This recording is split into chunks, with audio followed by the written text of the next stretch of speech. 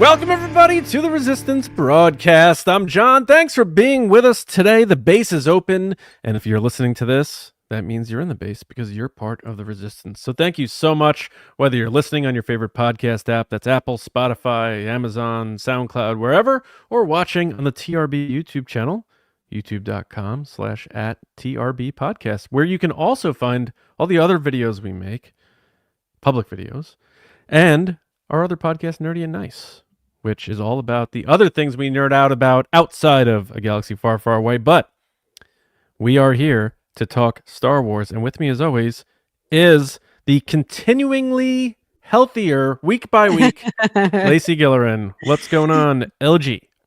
I'm good. Thank you for the well wishes. Yes. It's happening. Things are getting warmer where I am. Snow is melting. And it's like I'm defrosting from the sickness that I've had. It's been never ending. So I appreciate everybody's kind thoughts and comments. But guys, so much Star Wars is coming in the next few months that I'm so hyped. I feel like I've been injected with Star Wars to like, what was it? The like machine guy in Mando where he has that like liquid and he's like, you know, the what tubes. Machine guy? The tube guy, remember on Mandalore? He like injects himself with stuff and he's like, I am powerful. You know? Tube guy? Oh my god. Remember that guy? The weirdo? Maybe. I gotta watch. I gotta rewatch season 3 then, I guess. But, we do have a lot to talk about today. We have a full segment of Will of the Force, which will feature 2 of our TRB patron submissions. That's one way to be involved with that. We also have some news to talk about. We're going to get into the Empire Magazine initial release with the covers of the Mandalorian and Grogu issues, as well as some quotes. Now, the big main interview is coming out next week, so we'll dive into that further next week, but we'll give our initial thoughts on what we have so far, of course, as the countdown resumes. The Mandalorian and Grogu is going to be here before we know it. Then also some unfortunate updates for Boba Fett fans, and a lot more. But Lacey, we have some things to get into. The first, I think, just to warm up the tires here is a fun one, especially for Adam Driver fans out there. It's me. This was for me. Yeah.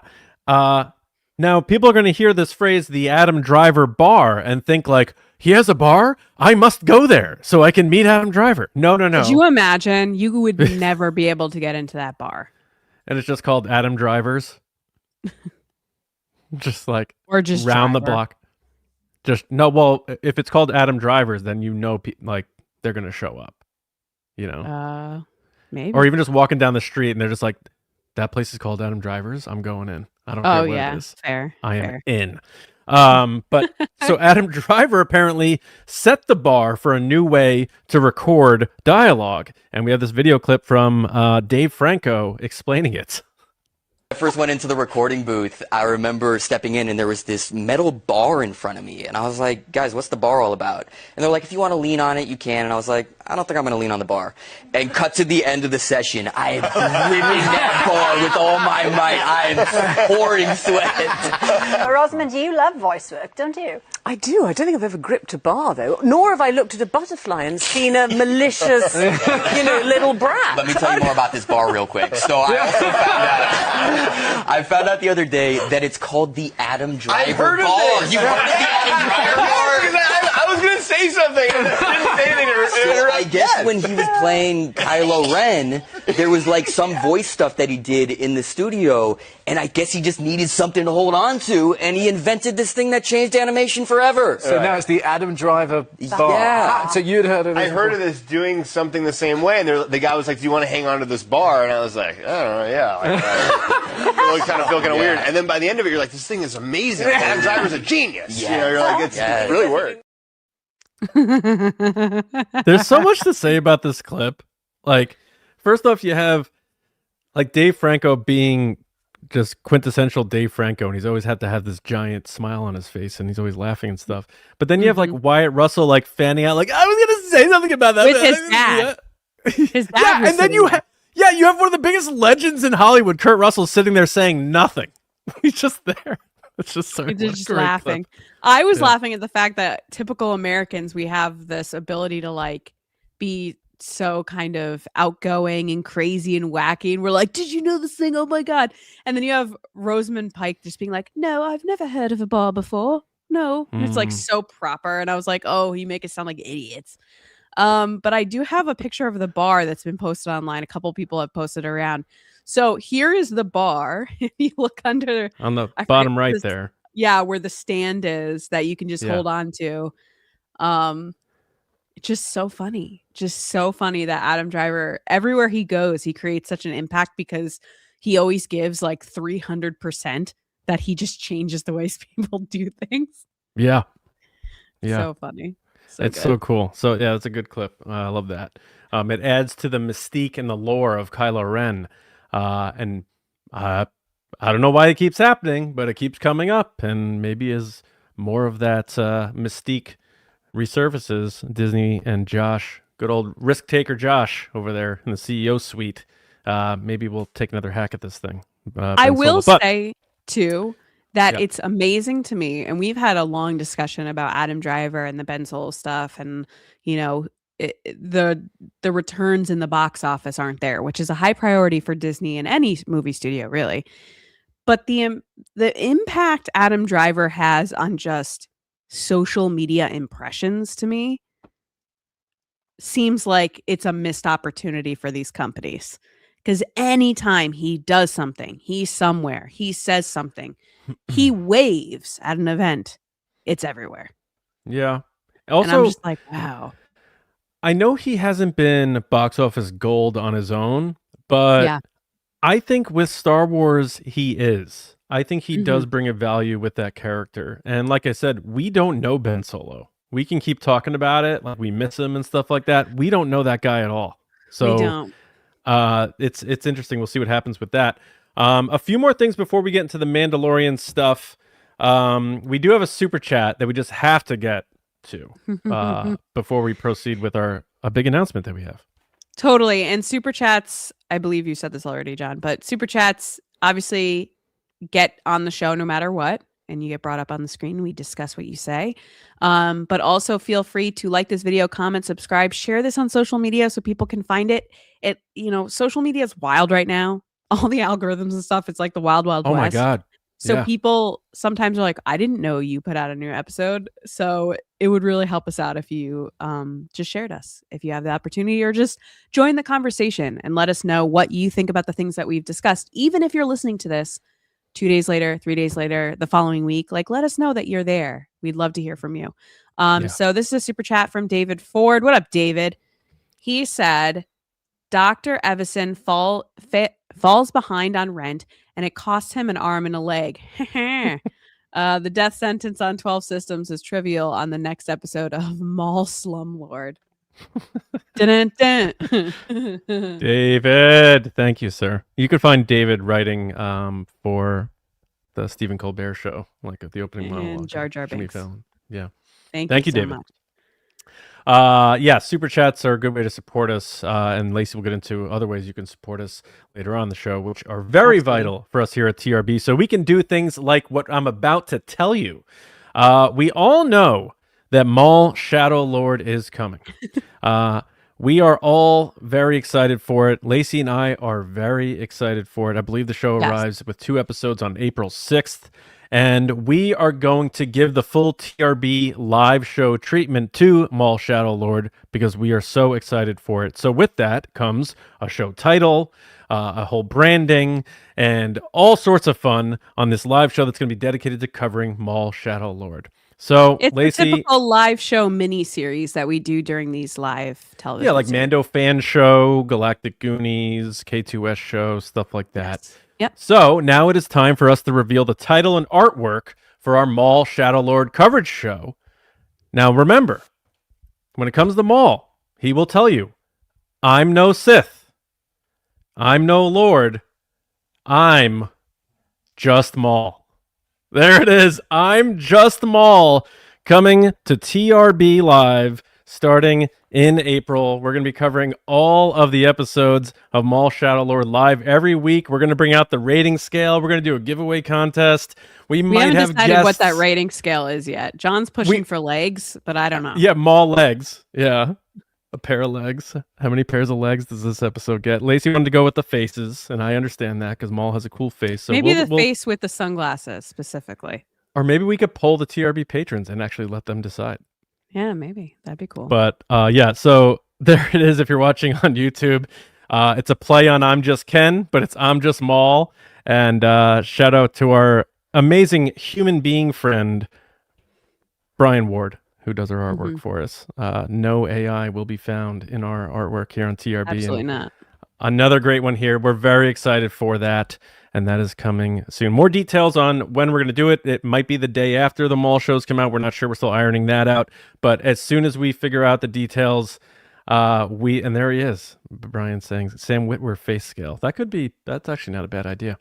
And then Sam Witwer sues us or something for every face that we put on screen. But big fans of Sam Witwer here, obviously. Yeah. But yeah, as we figure out those details on that, more to come. So thanks to everybody for your continued support. You allow us to do shows like that, and we are so excited to talk about MAUL Shadow Lord. But beyond that, we are also going to be bringing back the Mando fan show like we did a week or so ago, with a new look. So we're going to show you that right here on the screen. There we go. The new look for the Mando fan show for the Mandalorian and Grogu specifically. We will be, as soon as our coverage of MAUL Shadow Lord ends, we are going to do a few weeks of the Mando fan show leading up to and after the release of the Mandalorian and Grogu. And we are already working on stuff behind the scenes that are going to be very fun for the podcast as we journey to the return of Star Wars in theaters. Nice. Very cool. All right, Lacey, speaking of the Mandalorian and Grogu, why don't we get into what we've seen so far from this Empire Magazine coverage?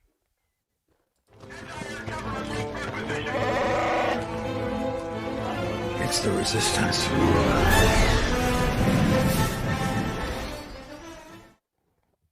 My bad, Lacey. I have her clicking on all these different things. It's okay. It's all right.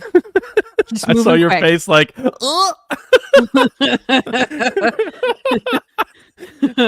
right. All good. We have a lot of cool stuff to get into. Obviously, if you're a diehard Star Wars fan, you probably already know this, but Empire Magazine is a great spot for promoting these movies now, and their full issue covering The Mandalorian and Grogu arrives next week. But we've all gotten our teas. We've gotten a look at both covers. We have a shot from the movie. We also have some quotes that come from Dave Filoni, Pedro Pascal. I'm sure there's others in there that I'm missing, but we're going to dig into it in just a minute here. But Lacey, you're usually good at saying, like, where do we start here? Where do you want to start with this one? Let's start with the overall magazine. So Empire released this. They did the nice little tease that they do now the day before. I remember they did that tease and it like wasn't what everybody thought it was. What was it? I forget. It was like yes. And there it was were a few of those. Menace anniversary. Anyway, yes. Yep. This one definitely delivered. Now I'm remembering that I forgot to get the shot of the shadow, which I thoroughly enjoy. But I did get everything else. So first up, for those listening on audio, head over to YouTube if you haven't seen these yet, or you can head over to our social channels. We did retweet them. You have the Empire cover with the director's chair that says Grogu on it, with Grogu sitting there with Mandalorian next to him. Then, of course, we have the adorable Grogu with the little, I forget what they're called. Oh my gosh. Clapper. Thank you. And of course it has the 1138 on it. A little Easter egg callback to fans. I really like this vibe that they went for, like this kind of like behind the scenes thing. So that's what we have to start with. So what do you think, John? Yeah, the covers are great. They look awesome. No surprises there whatsoever. I do like the fact that this issue also features that new like 4-part Beatles movie. I know at the top. But the Beatles don't get the cover. Mandalorian and Grogu get the cover. So if the Beatles were bigger than Jesus and the Mandalorian and Grogu are bigger than the Beatles, then there's no one bigger than the Mandalorian and Grogu. But I think this is really cool. I was very happy that I immediately saw the 1138. Those types of things usually I don't pay attention to. But I love that shot of Grogu with the clapper. You know, it's simple, it's easy. I'm sure it didn't cost a lot, and it delivers the message because he looks adorable. And that's all you need to do is remind people how much we love this little guy, because it has been a very long time. Yeah, the thing that made me laugh is how many critiques any clip or teaser or trailer The Mandalorian has got about lighting specifically and color grading, and these two shots are beautifully lit and colored. Yeah. And I know that's not like missed on them. Like this shot of Grogu is just so beautiful, from the key lighting to lights behind. It's warm. Yeah. Yeah, and he feels alive, and I love that they're leading with Mando and Grogu. Like they're not focusing on Jon Favreau. They're not just focusing on Pedro Pascal. They're really like leading with the characters, which agreed. I thoroughly approve of, because by doing it this way, little kids are going to think that they're, you know, real, and they go to the parks and there they are, that they can meet them. It just kind of creates that magical connection of, hey, these characters are in another galaxy. They're actually exist, because Grogu, here he is sitting in the little chair, and it focuses on him. And I think it also drives home the message to fans that, and I know Filoni said this in the interview, which is this is a celebration of the Mandalorian and Grogu. Don't come here thinking that this movie is going to change your life as a Star Wars fan, because it's probably not. However, it's going to be a really fun time. It's going to tell a really good story, and it's going to be focused on the two characters that you've fallen in love with for the past few years that has changed the pop culture spectrum. Like people didn't know who this character was, and now he's leading all marketing for this movie, which we knew he would. Yeah. And we knew that they were returning the focus to the two of them. Clearly a course correct a bit from season 3. I did find it funny that, well, I don't know if funny is the word, but interesting at Filoni's choice of how to speak to this. And sort of like you were saying, Lacey, he said, like, you know, this isn't going to, you know, be life-changing. And he compared it to The Force Awakens returning Star Wars back to the big main picture here. And he said, like, I remember being a kid and after Return of the Jedi wondering, you know, what happens next? What's episode 7? And for years and years and the build-up. And he's saying, like, I guess what Filoni's trying to say is he's actually trying to, in a positive spin, temper expectations. He's not trying to tell you, as the brand new boss at Lucasfilm, that we're seeing this as the same as The Force Awakens. So I think that is not the pressure that we're putting on this film. Yeah. He's smartly approaching it that way, because I don't think they expect this movie to make $1 billion. I think it'd be so awesome if it did, of course, because that means more is coming. But there is clearly this tone that they're setting that we're so excited to bring these characters that you've fallen in love with to the big screen, take everything to the next level. We just don't want you all to expect it to feel the way 2015 felt with The Force Awakens. And I think that's very smart, because I think they can probably tell that hasn't been the feeling. So if they come out and say it and pull like an Eminem end of 8 Mile thing, then it diffuses everyone else from saying it. Like, remember when 10 years ago when people were actually excited for Star Wars? Like, no, people are excited, but it is a different animal. Like in episode 7, when you're bringing back Harrison Ford, Mark Hamill, Carrie Fisher, after 30 years, I mean, a movie that built imaginations, that built careers, that built personalities. I know it kind of ingrained itself in the DNA of who I am as a person. That's a lot of pressure and a lot of legacy to live up to. But now it is in a weird way. I think the Mandalorian and Grogu, you know, deserve their flowers, because when that came out, you know, after The Rise of Skywalker, I think people were a little unsure of like, well, what's going to happen now? You know? And then Mandalorian and Grogu comes out a month before that movie comes out. It becomes this massive hit.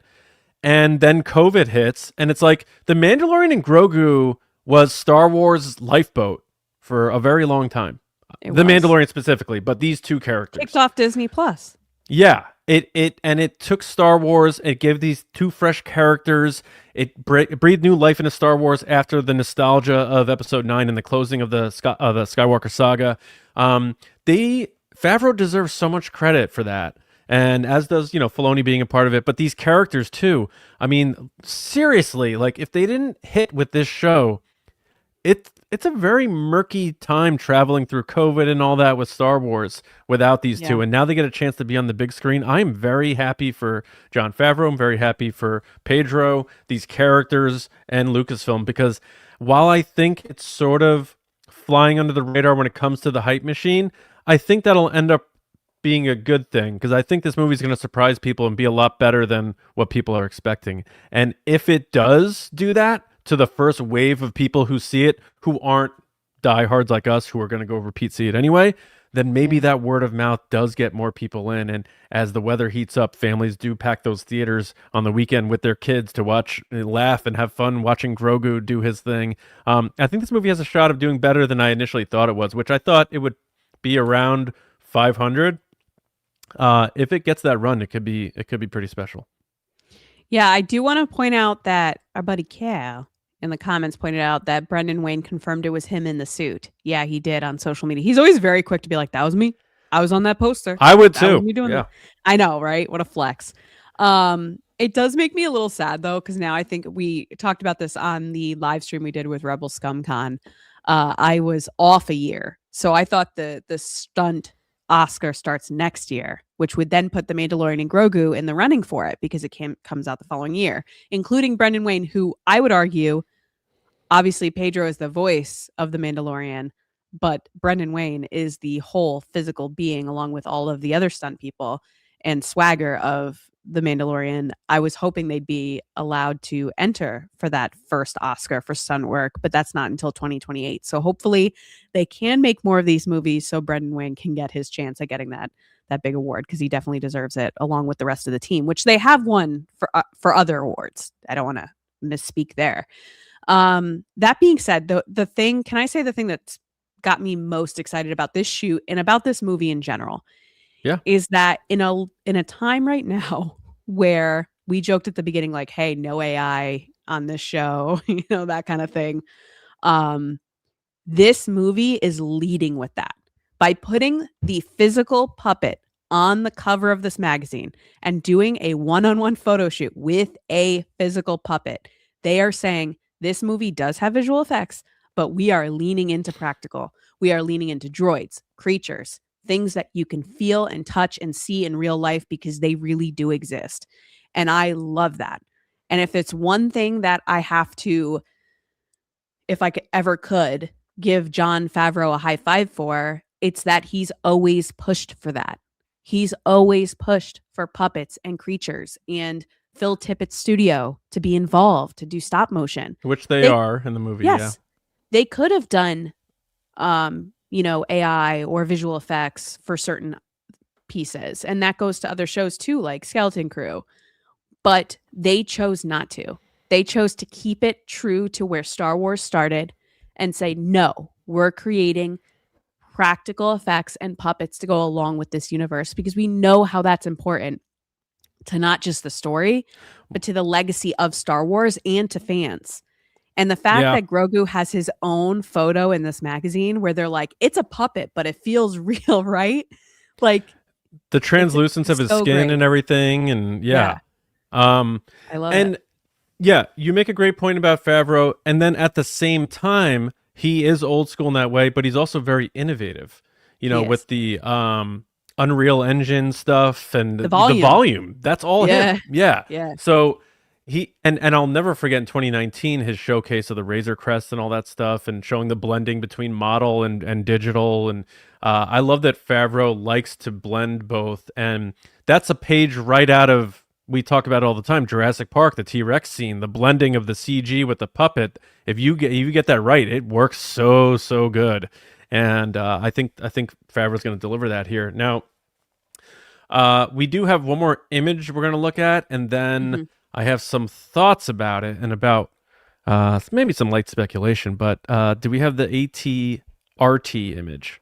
Yeah, We do. there it is. Go for I it. mean, has this? I don't know if this has been announced as a toy, but if this comes out in a package, people are going to buy this. It was. But Yes, it was in the toys. And the funny thing is I just removed all the toys from our StreamYard. Our account, that's okay. Yeah. So they have an RC one that you can use a remote control and it walks on its own. And then they also have other like Black Series versions and stuff like that. Like this With him? Yes, this scene in general is a big highlight for the film that they're pushing really hard. I love the look of this because this made me think of Boba Fett riding the Rancor. This is Chewie stealing the ATST. This is like going to be some really fun stuff, and it reminds me of that video game Shadows of the Empire, which at the Hoth level where you're walking around trying to shoot ATSTs and ATRTs or whatever they are. I didn't get past that. So, but Lacey, I have a theory that a lot of people have talked about. I do think this is Hoth. Are you with me on that?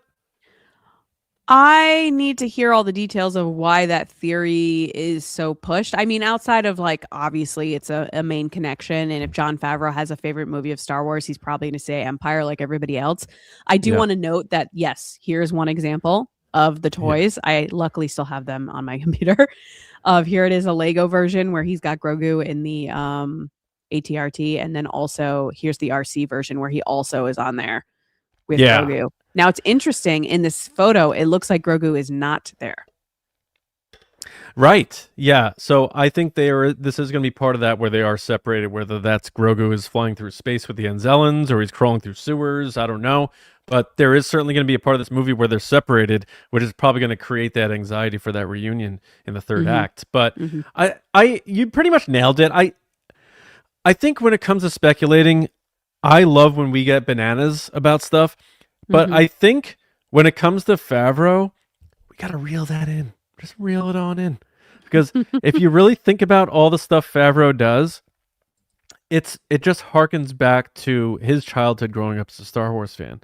It's the traditional OG stuff. And they brought back Tatooine, of course, for The Mandalorian. I think this is Hoth. I think Jon Favreau, I think you nailed it. I think he probably absolutely loves the opening sequence of The Empire Strikes Back. And he's like, I want to make a fun action scene on Hoth. Or I want that. He seems like the guy that works on emotions and like gut reactions and, hey, this is cool. I want to make this happen. And then Dave Filoni's the guy that steps in and goes, yeah, we can make that happen. Or no, we cannot make that happen. Yeah. And, I'm okay with the fact that Favreau is writing and telling the story he wants to tell.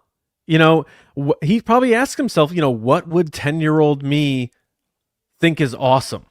And he's like, I got it. AT-ATs falling off mountain cliffs, the Mandalorian cruising down a mountainside on an AT-RT, all this fun. This is going to be a really, really fun adventure movie. It's probably going to feel more like an Indiana Jones style than it is what people have been used to with Star Wars recently. And that's a good thing. I'm really, really excited about it. This image alone just gets me excited because I know in one of the shots, I don't know if it was the footage we saw at Celebration or wherever, but you see him like running down the side of like a mountain it down. or something. Yeah. I mean, they did use Tauntauns in that Super Bowl commercial, which to me, they wouldn't. I know they said it was completely separate from the movie and it was completely separate from what the story and what we're going to see. But I feel like they're being like, hey, wink, wink, nudge, nudge. Yeah, there's a reason we're including them, which I know you guys are talking about in the chat as well. I agree with you. I think they show you things that might not be in the movie, but they're still like within the perimeter of what the story is. And I think that that's kind of a push to, hey, remember these things? Yeah, we're going to go back there. Yeah. And next week we're going to get more details. We're going to get the full, interviews and all more images and stuff like that. So we'll dive deeper into it next week, of course. But did you have anything else before we move on? I mean, not really. I'm really excited to hear more about this movie. I hope they get a huge marketing push in the next few weeks. We really need to get people talking about this movie. Now, we are always talking about it, but we need to get more people excited. Now, my kids, 2 and 4, know exactly who Grogu is. I would argue that there's only a few characters that they know from Star Wars. Chewbacca is one of them because memorable. Yep. And Grogu. They know BB-8 too. But Grogu is definitely the big one that they play with all the time. They have all the little talking ones that make little coo noises and come in little hovercrafts and stuff. And they carry around Grogu all the time. And when I show them a clip or they see a commercial, they're like, oh, it's Grogu. Like, that's the character they know. So I'm hoping that just like in this Empire thing, you know, bringing the image back on screen, they really lean into this. Because this character, Mando's cool, but this is the character that's going to bring other people in. He's cute. He's a little baby. People love it. And even people that aren't Star Wars fans are going to go, you know what? I do want to see more of that puppet. I do want to see more of that character. And my kids love it. And we've said time and time again, especially recently, that young kids are the drivers and families are the drivers of what gets popular, especially in the past few years. The things that take over TikTok, the things that take over, you know, the big shows like Good Morning America in the morning with parents and stuff, is the things that their kids are into. And then that drives everybody else to be talking about it. And that's what we saw this past year with K-pop Demon Hunters, is that kids got so into it that it's everywhere. Now, I'm not saying that they're the only ones that matter, because then that means that I don't matter, you don't, we all don't matter. That's not what I'm saying.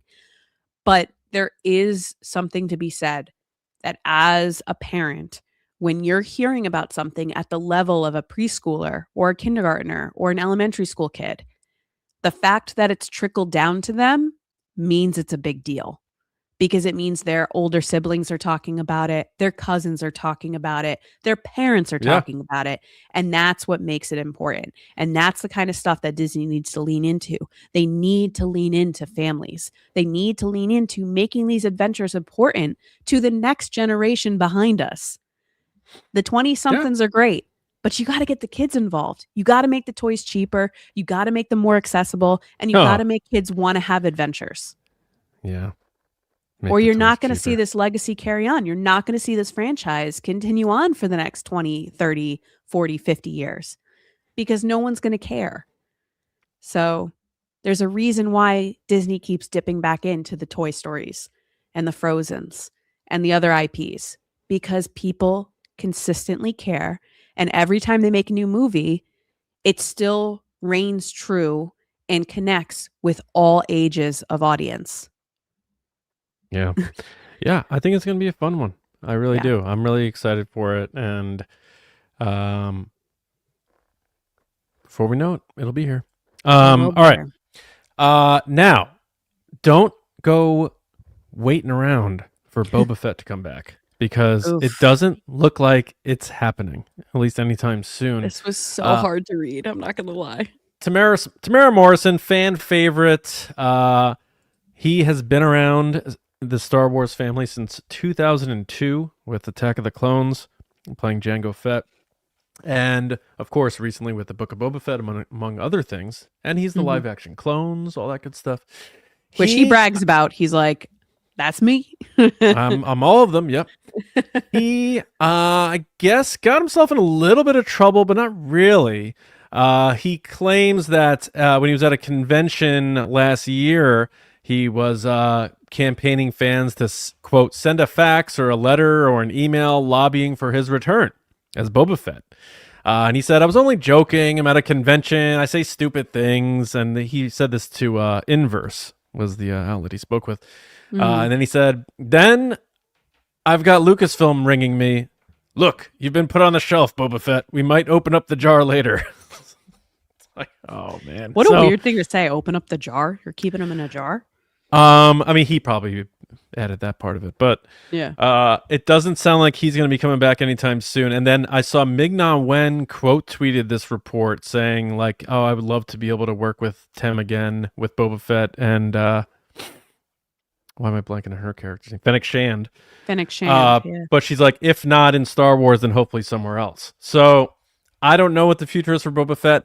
I'm kind of okay with it as long as maybe he does come back, but it's okay for Boba Fett to come back in Boba Fett style, which is not often and in small bits.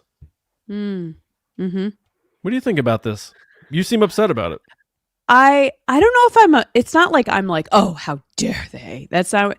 I feel like before I get into like the character itself, just the actor, you have actors nonstop at fan conventions, press conferences, red carpets, award shows, wherever, being asked, would you return as that character?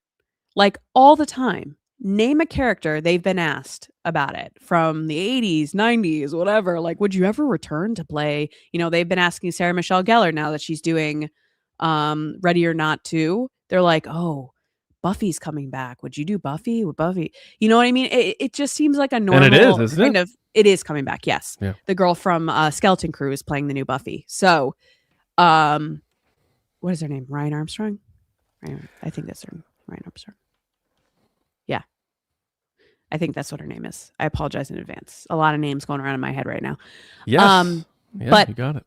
Nice. She's going to be great. So my response to that bit of it is I don't understand why they got mad at him and or kind of reprimanded him a little bit because, I mean, Rosario Dawson was cast because she pushed for it.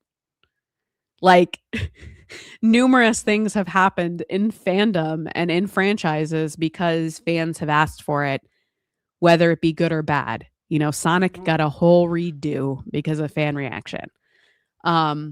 So for a company to be like, you need to stop doing that, like, that's a good thing. That's a good thing that fans care.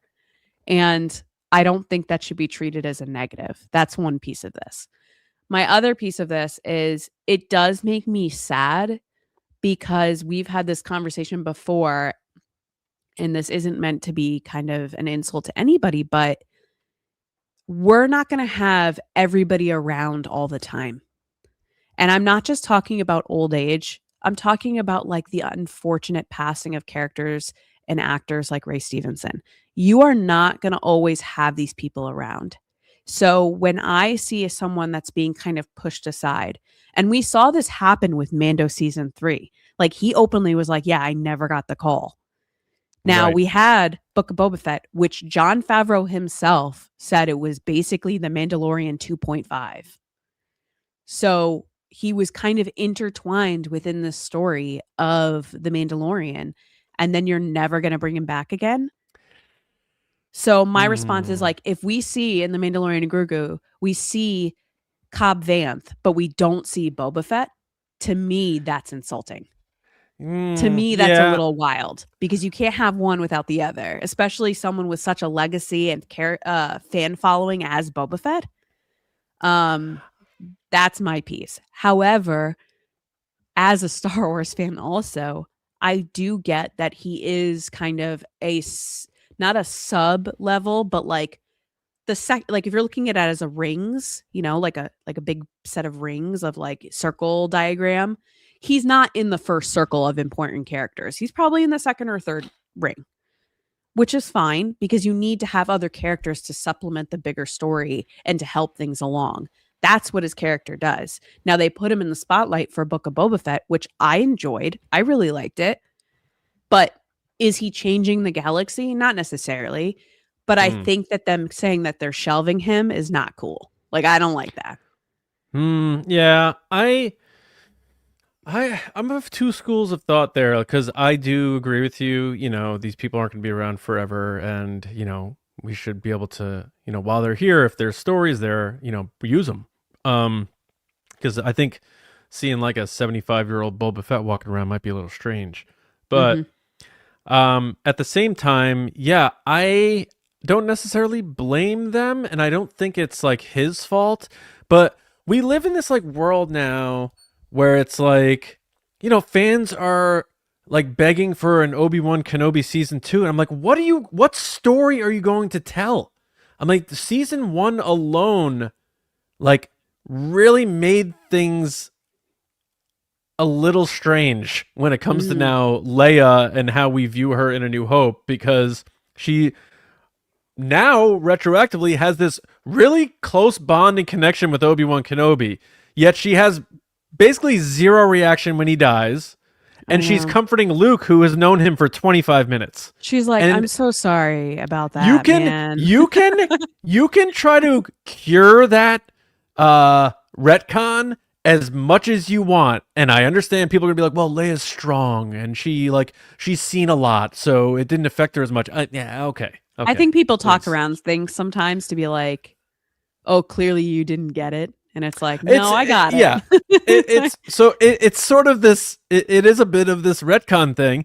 So then I'm like, but I accepted it. And I'm like, all right, so she knew him and all that. And that's why she knows him as Ben. I get all that. That's fine.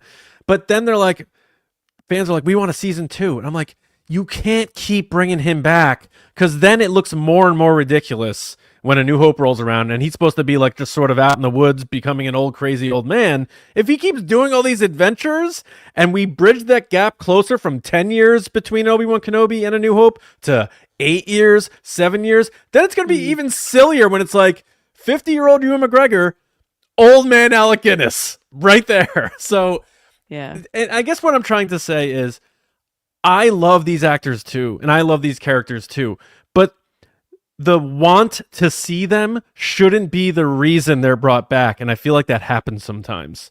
So I think it's okay for Boba Fett to be put on the shelf. He is a smaller character in the greater scheme of Star Wars. I think we saw that with the returns on the Book of Boba Fett. But maybe he will pop again. I don't think he's finished necessarily. He can do that voice for decades to come. He doesn't necessarily have to always be in the suit. They can do a lot of things with him. But it hasn't been him doing the voice, right? It's been, obviously, D. Bradley Baker's been doing the clones. In animated, yeah. But I'm saying for live action, he can still do the voice if they bring that character back and he's not physically, if he's not physically able to do it anymore or whatever. You know, that happens all the time. We talk about it right now with Pedro Pascal. He's not in the suit, but he's the Mandalorian. So I know, but I feel like it's also really weird that at celebrations they highlight him in such a way that they're like, look who it is, guys. And then they're calling him privately being like, why didn't you tone it down? Why didn't you? Yeah. Well, that's my other part of my point is it is very clear that I don't know whether it's Disney, but he said Lucasfilm rang him. Control is a very important thing for that studio. And I know that sort of goes against the ethos of the Jedi, like control is a bad thing, but in the real world, when it comes to these businesses, Lucasfilm, maybe more than any other studio, loves to control their own narrative. And I don't blame them for that at all. I would do the exact same thing. They don't like when actors go rogue. They don't like when, certain Wookiee playing actors say, make Solo 2 happen. They don't like a lot of things like that go outside of, this is our mission statement. We're all on the same page. We're all rowing the boat in the same direction. They don't like when actors go rogue, and it seems very clear. So I think an internal message was sent to people to not talk about Make Solo 2 happen, because we saw a quick drop off around similar periods of time where they seemed like everybody was like, oh yeah. And then they were like, what? I know. Yeah, no, it's weird. And I do hope I get to see him on screen again at some point and get to see him be part of Lucasfilm, because he is a fan favorite character and he's still here, and they decided to tell the story of him. Like, they kind of walked themselves into this position, because you can't have a whole season of this guy kind of leave things off on like a question mark and then be like, yeah, we're not going to touch this ever again. Yeah. It is a little bizarre. I was curious though. This isn't in our notes, guys. I'm throwing this at John randomly. I did see online that someone had mentioned that a crew member of Ahsoka said Ewan McGregor was on set and handed them Ahsoka's lightsaber. Do you think A, he was on set visiting his wife, or B, Obi-Wan is making an appearance in Ahsoka season 2? So I don't know that what this story is actually happened. Yeah. That sounds a little like someone made that up or something got misinterpreted. But I still think Obi-Wan Kenobi is going to appear in Ahsoka for the reason I just talked about. They're like, Ewan McGregor really wants to keep playing Obi-Wan. Fans want him back. So Filoni's like, easy. We're going to do a Clone Wars flashback scene just like we did in Ahsoka season 1. It's a no-brainer. I would bet 100% that it is happening. So to me, I would actually be more surprised if Ewan McGregor's Obi-Wan Kenobi does not show up in Ahsoka season 2 than if he does. I think it's like 99 to 100% that's going to happen. It just seems it's right there. It's served on a platter. I know. There's no reason not to do it. So, yeah. And the crazy stuff is on the show, we talked about his appearance, I believe, last summer at Boston Comic-Con, where he was talking about how he would love to wear, because they were like, oh, if you were to come back, what'd you want? He's like, I'd love to wear the Clone War armor. Wink, wink, wink, wink. And fans obviously lost it, but you couldn't help but think, have you already worn it? Have you tried it on? Is this happening? Yeah. But yeah. All right. Now this next one, real quick for the sake of time. It's not news or anything, but Sure. Force Awakens casting director Nina Gold reflected back on the casting decisions of hiring Daisy Ridley and Adam Driver. And about that, this was via Variety, by the way. She had to say this about both actors. Regarding Daisy Ridley's audition, she said, quote, "There was just a feeling from the very first small reading that she did in my tiny casting room.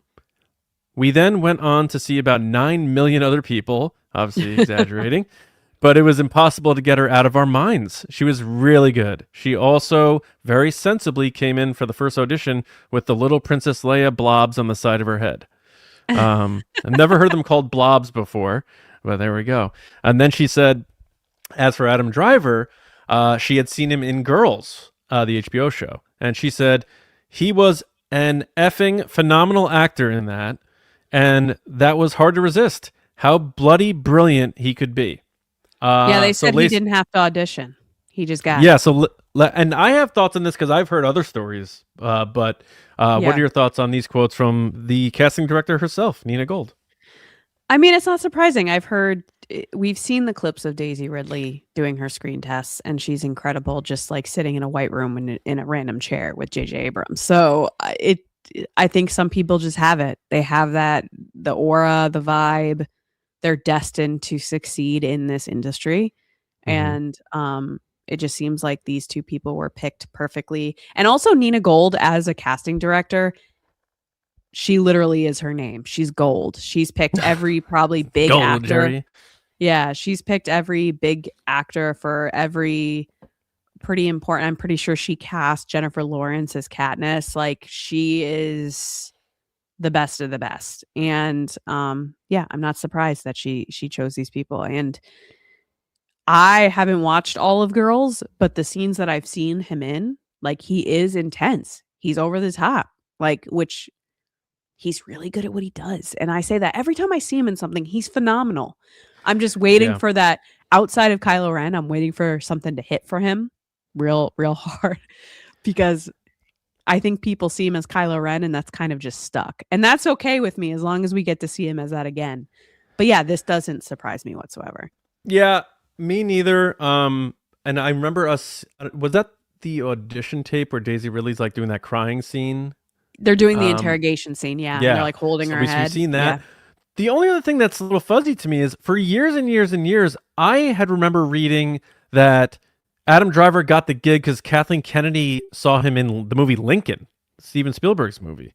So I don't know who, either way they got him, but maybe they could both be a scenario, liked him in the varying things, but yeah. Yeah, it could be a scenario where Kathleen Kennedy saw him in Lincoln and then suggested him, and then Nina Gold had seen him in Girls and also had been like, yes, of course. But I have heard the Girls one. I haven't heard the Lincoln one. Interesting.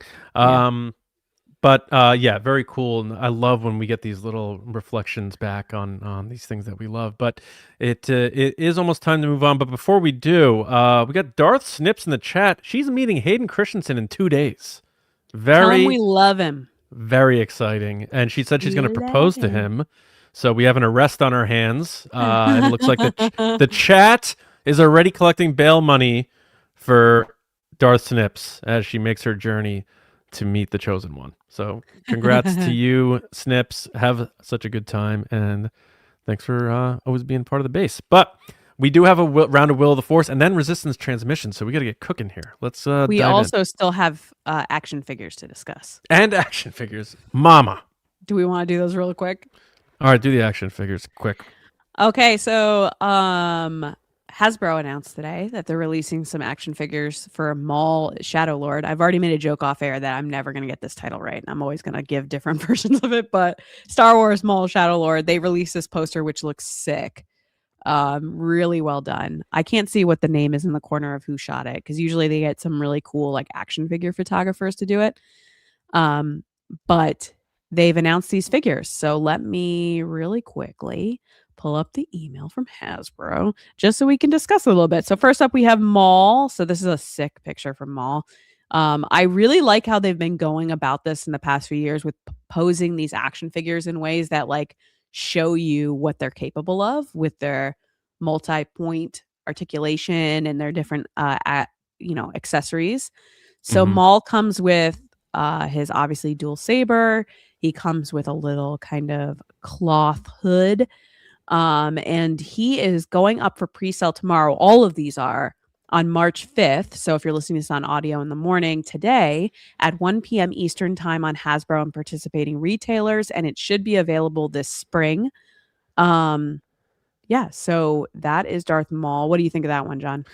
I think it's cool because I remember when the Phantom Menace was coming out, I bought like the Hasbro double-bladed lightsaber, and I had forgotten that Maul actually recovers half of his lightsaber after his fall.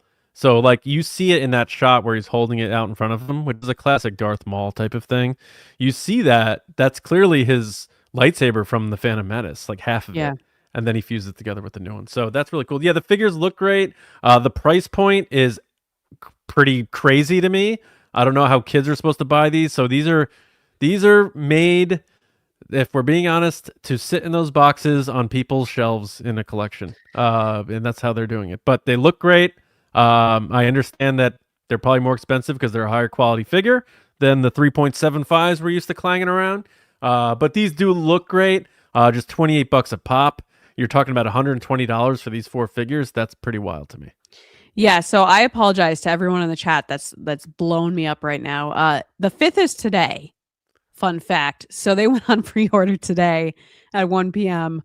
So if you're listening to this next day, you can probably go get them and pre-order them if they're still available. But there are 4 figures, and they're $27.99.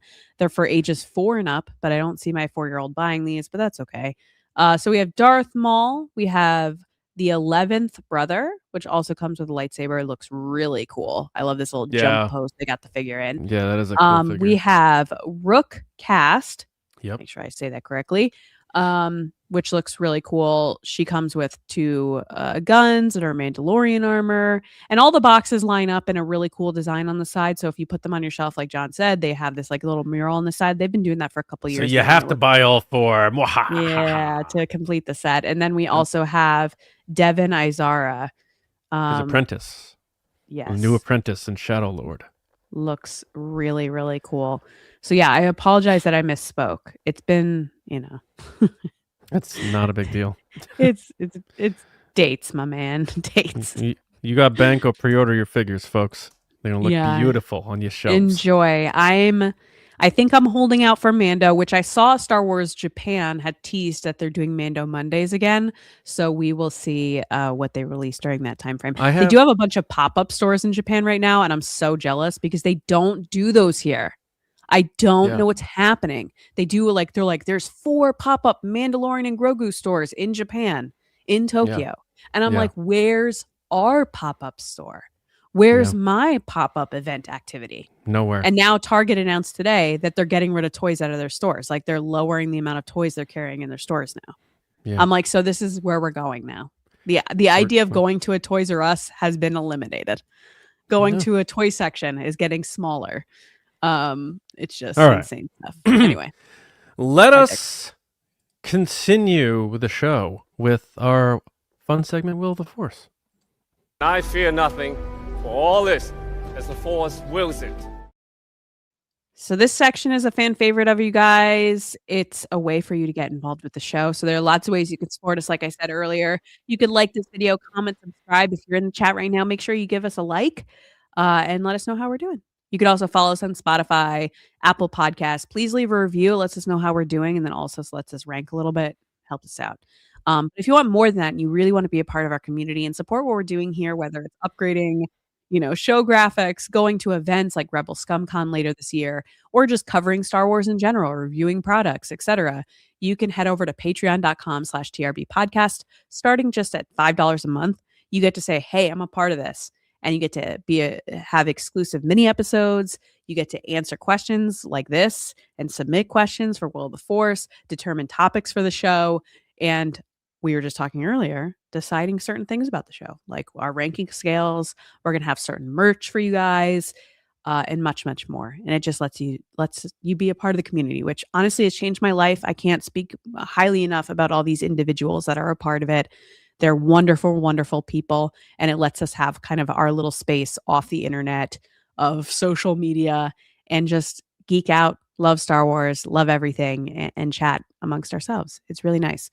So this is Will of the Force. It's a will they, won't they, will it, won't it, situational, if you will. We pose questions and then we answer them how we think. So first up is a Patreon submission from Commander Joey. What up, Joey? And he asks, will Lucasfilm show a special sneak peek of Starfighter at Celebration LA? That's in 2027 for those people following along at home. It may be cutting it a bit close since the movie comes out a month after Celebration, but it could be cool. John, what do you think? No, I don't think so, Joey. I think with the TV shows, they do that stuff, but with a theatrical film, there's no way they're gonna give that many people, however many people get whatever golden bracelet would happen in this hypothetical situation, a concrete look at that movie. So I don't think Sean Levy would like that. So I don't think that's gonna happen. They'll give us something to get us excited, but I don't think it's gonna be like here's 8 minutes of the movie. I'd be very surprised. I'm happy to be wrong. It just doesn't sound like something that they'd be willing to do. Great question, Joey. Thanks for submitting it and being a part of the TRB community. We really appreciate it. I'm going to disagree with John. I think that they are going to show sneak peek, if not show the movie to the people at Star Wars Celebration. What? It is a legendary big year for Star Wars. It's an anniversary year. It's a big event in LA, in California. They don't have to fly anybody out. They're already there. And they have done this before with studios where they show things in advance. They did it with Top Gun Maverick. They did it with Ghostbusters Afterlife. They showed these movies months in advance. They showed Afterlife to New York Comic Con, which is also a Reed Pop event. So I'm going to say that yes, they will. And I might even argue that they might show the movie. Why not? Get people talking about it. If they're confident about it, they have nothing to hide. You say that about like Ghostbusters and stuff, but like I was saying before, I know the entire Top Gun movie. What do both of those studios have in common? I don't know. They're not Lucasfilm. I mean, that's fair. That's a fair call, but I think they will. I don't think we're seeing anything like that. Again, happy to be wrong. We'll find out. I think they will, but here's the caveat. I will add this. It will not be in Celebration. It will be at a separate location. It will be a location where they take your phones away before you go in to watch the movie. And who gets it? It will not be magical people in a room or a magical giveaway or something. I don't know. That's not my job. Oh, mama. I just think that they would do it. Totally. And if they have control, which is what you're arguing, if they have control over the situation, which I've seen them do at D23, where they lock your phone in a bag, there is no reason why they can't show the movie. That's almost going to be 2 months before the movie comes out. They it's a showed Star- Top Gun Maverick 4 months before it came out. That's fine. That's Tom Cruise. That's Paramount. Like whatever. Lucasfilm, like they're very particular. Like Star Wars movies are different. We talk about that all the time. They are an event. In no part of my brain could I foresee them saying like, we're gonna open up the gate and let everyone see the new Star Wars movie. A select group. I know even that. I don't think that's good for PR. I think people are gonna be pissed off at Celebration if they don't get that ticket. It's gonna sap the mood of the whole event for people. I would be so shocked if they did that. Honestly, you're losing your mind right now at the fact that they could show this movie before the movie comes out. 2 months before it comes out, we're gonna see the new Star Wars movie, and people go to Celebration and are gonna get to see it. No way. You don't think they do screener tests? No. Star Wars? No. They do screener tests for everything. Inside Lucasfilm, they let like Pablo Hidalgo watch it and stuff.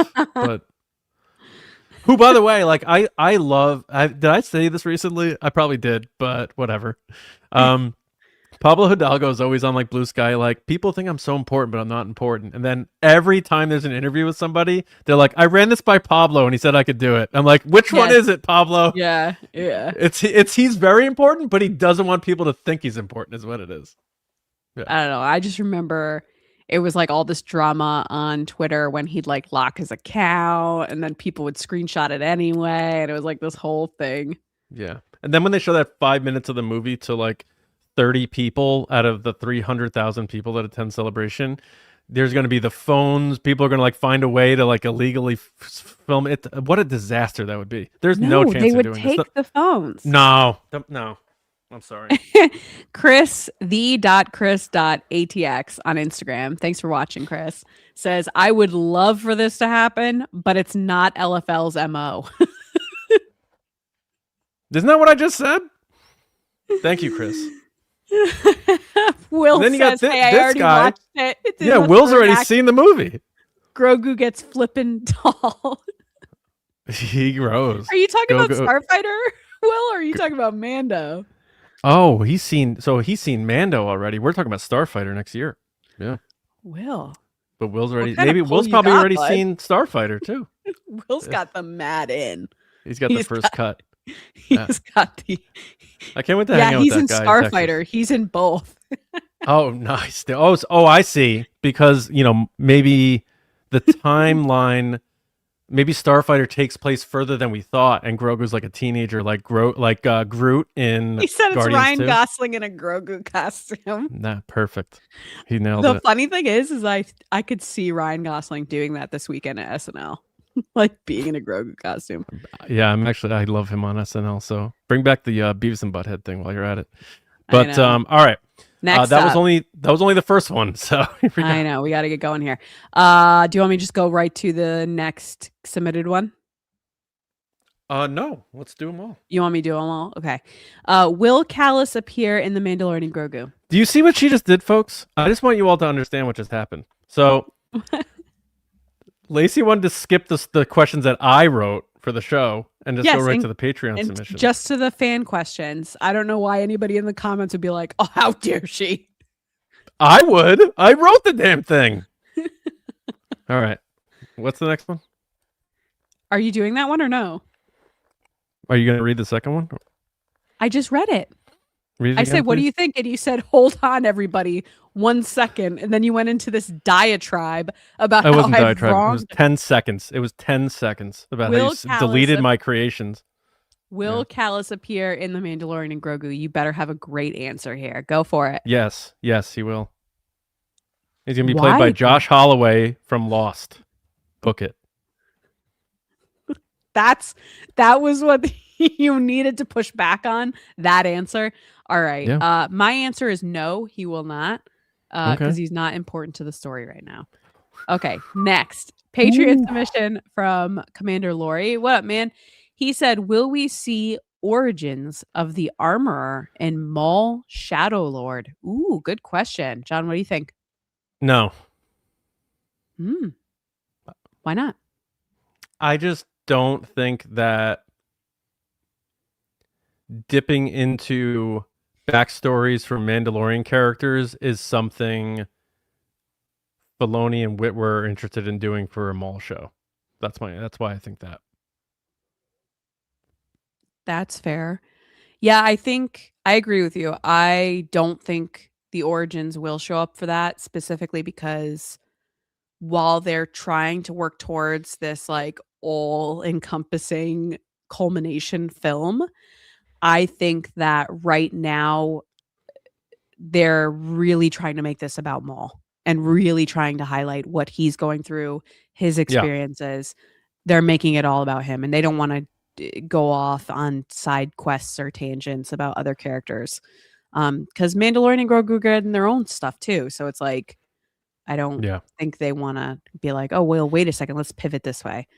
All right, next one. Speaking of Din, will Din Djarin abandon the Mandalorian code completely, John? So I think once I saw that trailer and he takes his helmet off and all that, and then I was thinking about Grogu and sort of where he's at, and he did leave Luke in a very Luke leaving Yoda sort of way. I think not only, and this is more of like my theory on it, and it could be way off, but I think the more I think about it, and they're returned to formula, which is the focus on the two of these, the clan of two, I think it's clear that in order for these two to sustain as characters in story, but also in Star Wars, is they have to be able to be autonomous from the things they're connected to in the grand scheme. Din Djarin works best when he is a loner and he's not with the Mandalorians. We saw that in season 3. He sort of faded a bit in season 3. And he worked better when he wasn't trying to go by their code. He works better when he can take his helmet off and he doesn't get shackled to these old school rules. And the same thing with Grogu. I like the idea of him being a Jedi, but not necessarily being by the book Jedi that Luke thinks he needs to be. Because I'll be honest, I like Luke Skywalker.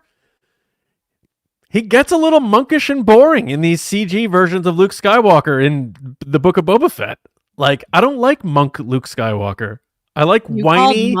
Wait, you think he's a monk when he came in and destroyed all those droids and everything? I said no. I was saying Book of Boba Fett when he's like sitting crisscross applesauce, and he's like, "And this is what you're gonna wear, and this is gonna be," he was a little too boring. I'm not gonna lie. Maybe that's because it wasn't actually a human. I don't know, but I just like that they're both be able to carve their own path, and he could be a Mandalorian and be the Mandalorian how he wants to be a Mandalorian, and Grogu can, adopt the ways of being a Jedi, but do it his way. And if like we've been speculating, if he does end up linking up with Rey at some point, maybe she could show him some of the things that she learned through the Jedi text or something like that. But I do think Din is going to abandon the Mandalorian code.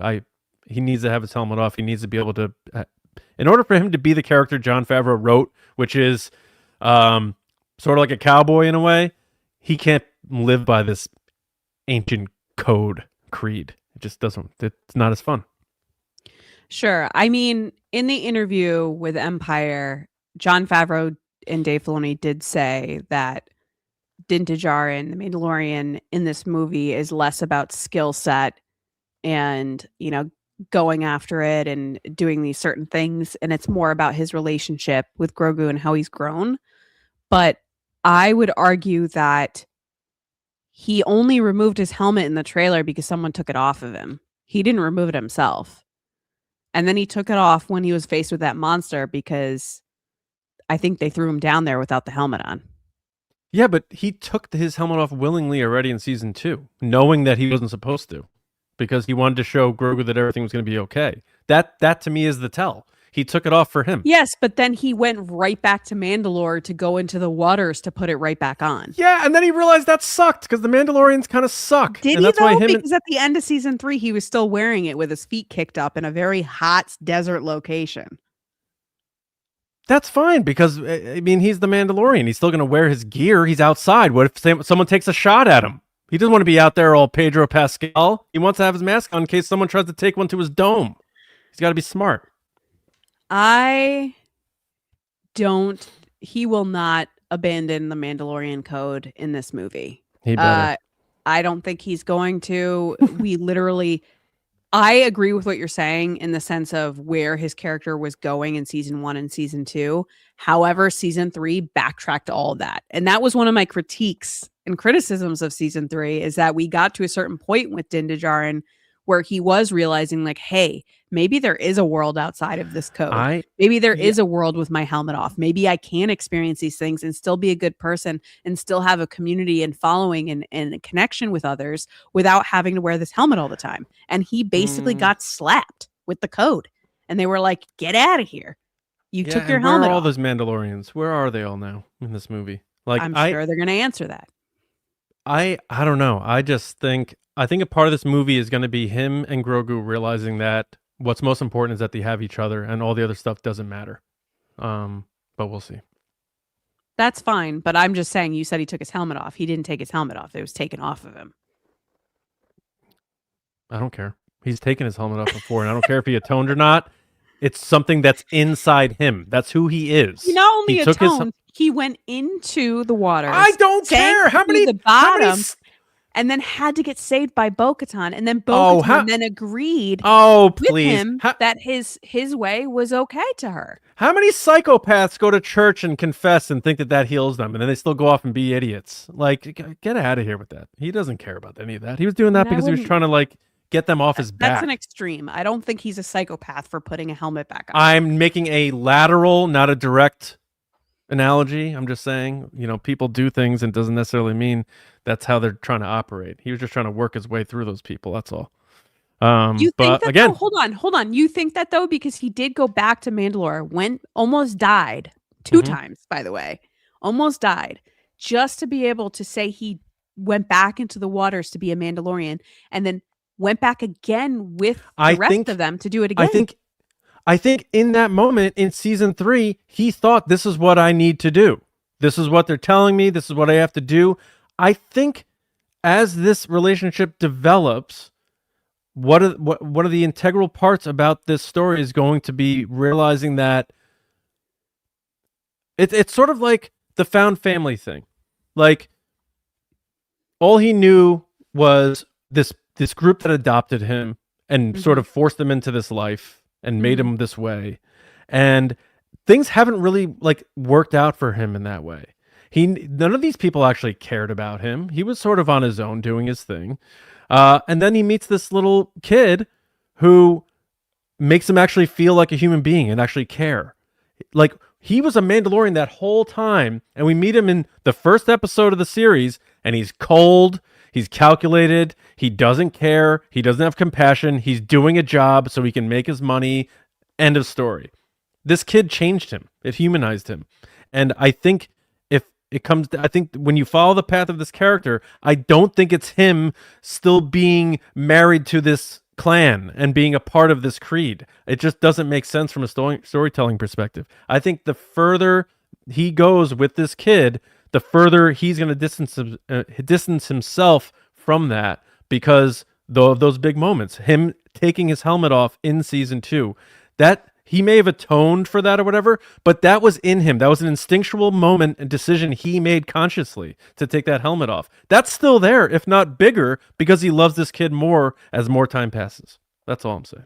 But he also inducted that kid into the creed and adopted that kid as a Mandalorian in front of all the other Mandalorians. And he's not wearing a helmet.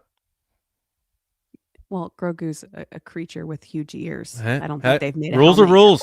Rules are rules. I don't think they are in the same way that you think they are, because they don't fully accept Grogu going into season 3.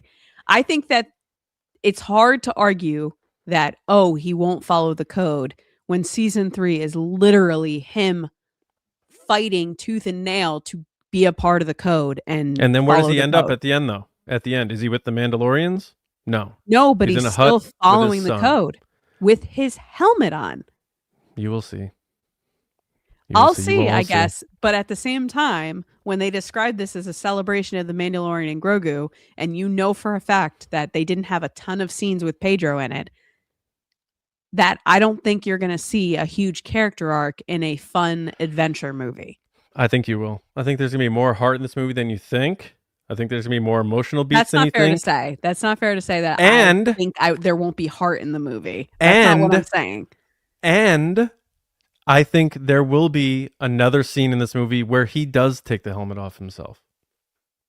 That's And then fine, when- but what you just said then- is not accurate. And then when we're sitting in the theater and I give you the side eye, like, when is she going to say you were You right? literally just said that because I think he's going to follow the code through this movie, that I don't think this movie's going to have any heart, and that is I didn't say actually that. not true. Yes, I you didn't say that. did. You I said didn't say you said that.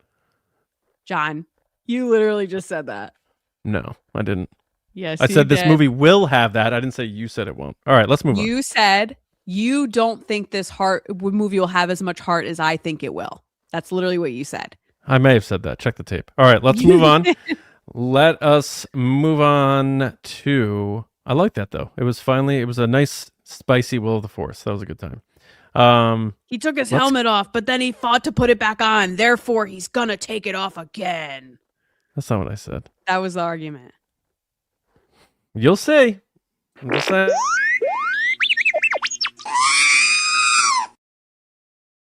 All right, Who guys. Time predicted, for the end of Rise of Skywalker? It was who me. predicted that Fennec Shand wasn't dead? Me. What's your point? Oh, who cares about Fennec Shand, if we're being honest?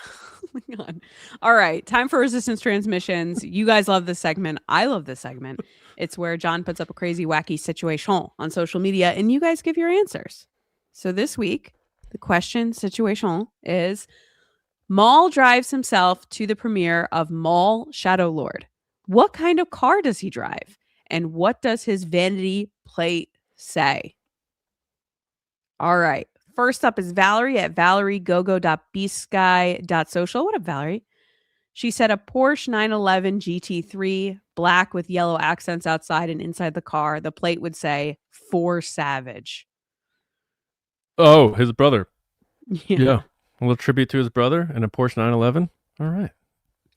Next up is Sisters of the Force at sistersoftheforce.bsky.social. What up? They said 100% a Chevy Camaro ZL1, black with red rather than the red with black version, with red underlighting and just a simple plate saying something like Menace 1 or Kenobi with multiple E's. I like Menace 1. That's cool. Next is More 5150 at More 5150. What up, man?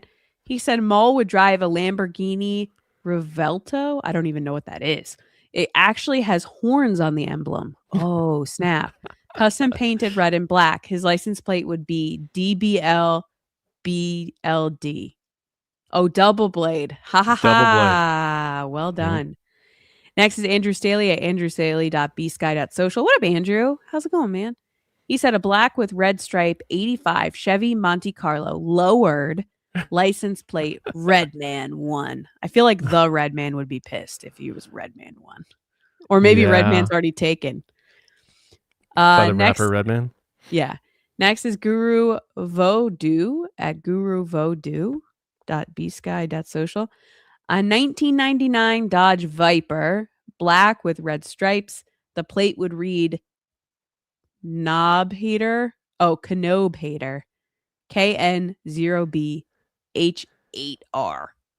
Kenobi hater. Yeah. Yeah. Well done. Nice. Well done. What would you think he's driving? I think it would definitely be similar to like, because what did he like travel in? Like, what was that thing on Tatooine? Like that scimitar or whatever it was. Like, it would definitely be all black, maybe hints of red, but I think more all black to be stealth. But it'll have a bumper sticker on it that says "No legs, no problem." I think he had a bright pink Volkswagen Bug, not the old ones, the new ones, with a little pink flower and the little vase in the front. That makes sense. Yeah. All right. That's it, right? Yes, that is it. All right. Thank you, everybody, so much for listening, watching, being a part of the Resistance. We appreciate it very, very much. As we said at the top, make sure you're subscribed to the show, your favorite podcast app, and, of course, YouTube. And for other things, Nerdy and Nice on Mondays. TRBpodcast.com for our merch. You could also find the podcast there right at the bottom of the page in different platforms. But we have our new merch that is out. When we will probably have some more stuff coming in the coming months. So check that out. And we also, of course, have the vintage, the old school, the Make Solo 2 Happen gear is there because the dream never dies. Make Solo 2 happen forever. And I'm just Maul. That's right. I'm just Maul. I saw some people in the comments saying they don't get it. Well, it's a play on I'm just Ken, but also the fact that he was once known as Darth Maul and now he's just Maul. So there you go. We like it, and we hope you do too. All right, that is it. Lacey, where can people find you on social media? People can find me on social media at Lacey Gillerin, at It's Lacey Gillerin on TikTok. And then please follow, subscribe, like our stuff, this video, our content on social media, and tell people about our show. Find one person this week that likes Star Wars and tell them about the show. That'd be cool. Yeah. And for me, Johnny Hoey on Blue Sky, Nerdy Nights with Lacey, and Just Like the Movies for your nostalgia movie podcast needs. But that is it. We will return next week to talk the full interview and images from the Empire Magazine coverage of the Mandalorian and Grogu. Until then, we hope everyone has a great weekend, and we'll see you next time right here on TRB. See you around, kids.